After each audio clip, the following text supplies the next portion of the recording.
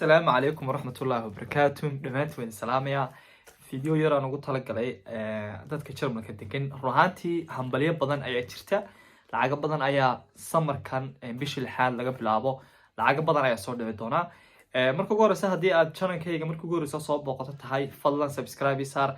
channelkan hadaan wax yar ku sharxo waxyaalo badan baan kaga hadlaa ee kamid tahay arrimaha Jarmalka arrimaha nolosha guud ayaa kaga hadlaa badanaa laakiin xooga waxaan saarnaa arrimaha Jarmalka sharciyada waxyaalahaas haddaad xiisaynayso fadlan halkan waa halkii ugu wanaagsaneed aad soo booqato fadlan subscribe saar asxaabtana la sii wadaag channelkana like garee comment waxa leysana ka bixi marka hore qodobka ugu horeysa rabaa inaan ka hadlo waxay tahay lacag waxa soo dhici doonta ciyaalka loogu talagalay oo salahan ciyaalku ka diiwaan gashan job centerka haddii ilmaha job center ka diiwaan gashan yahay oo lacagta job center ku soo dhacdo iyo haddii ilmaha Kinderzuschlag lacag la ilaaw qaato waxaan kugu hambalyeeyaa in hadda kadib ilmahaas uu qaadan doono lacag 20 euro dheeraada salahan haddii ilmuhu 200 u soo dhici jirtay dheeraada waxa uu soo dhici jirta 20 euro dheeraada 20 euro saayid ayaa lagu soo diri doonaa okay Kinderzuschlag haduu qaatan sidoo kale Kinderzuschlag lacagta oo qaadan jiray cala ilmo waxa ku soo siyaaday 20 euro saayid ayaa timi okay laakiin ciyaalka kindergardiga qaata kuma jiraan kindergardiga wala ma sheegin laakiin Kinderzuschlag iyo hadii job center ilmahaas ka qaata lacagta okay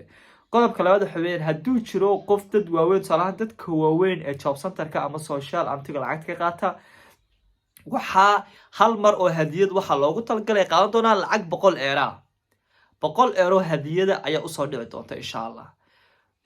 boqolkeeda hal mar bay qaadan doonaan waxayna qaadan doonaan lacagaan waxa soo dhacayaan samarka ama bisha samarkan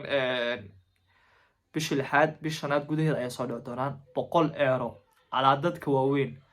okay ma aha lacag ranti laakiin waa lacag asiga 5 kilo siin doono qodobka saddexaad ee ugu muhiimsan waxa weeyaan dadka jaamacadaha iyo hospitaalada waxbarashada ku jira waxay qaadan doonaan lacag waxa soo dhici doonta ala qof 230 euro 230 euro ayaa ala qof soo dhici doonta hadii laakiin sharti qofkaasi oo qaato lacagta banfka la yiraahdo bofa oo ah lacag dadka wax barta ay qaataan haduu bisharda haduu lacagtaas qofkaas qaato waxa uu soo dhici doonta lacag 230 euro waa hambal raantii raanta hospitaalada dhigta lacago hospitaalada kala duwan laakiin lacagaha ay qaataan waa ka warqabnaa ala mar hadii hal mar 230 euro ku soo dhaco raantii waa chance okay qodobka saddexaad oo ah phone geldiga waa dadka badan waxa jira family badan phone geldi qaata haddaba hambalidu waxay tahay hadii aad single tahay oo lacag phone geldiga aad qaadato waxa ku soo dhici doonta lacag phone geldiga hal mar 270 euro hadii aad single tahay oo phone geldi aad qaadato 270 euro ayaa ku soo dhici doonta u fiirsadalkayga 270 euro ku soo dhici doonta okay hadii aad single aad ahayd family tahay oo lamaane aad tihiin wada nool waxa idin soo dhici doonta 350 euro okay ala ilmana waxa uu soo dhici doonta 70 euro hadaad soo lahaan aad ilma haysataan ala ilmo waxa uu soo dhici doonta 70 euro dadka family kana waxa uu soo dhici doonta 350 euro labadii qof waa lacag aad fiican hal mar dadka phone geldiga hadii aad qaadan waxa weyn lacagahan hadii ay kugu yaryahay mushaarku kiradana qaali kugu tahay lacagta Kinderzuschlag iyo phone dadkaas ay qaata marka runtii waa chance aad iyo aad u muhiim ah ma sha Allah runtii maanta waxaan rabnaa intaas inaanu idin wadaago hadii aad leedahay barnaamijkan uu ku anfacaya waan soo badinayaa ila soo wadaag si dheeriyaan soo gelin doona wararka hadaad leedahay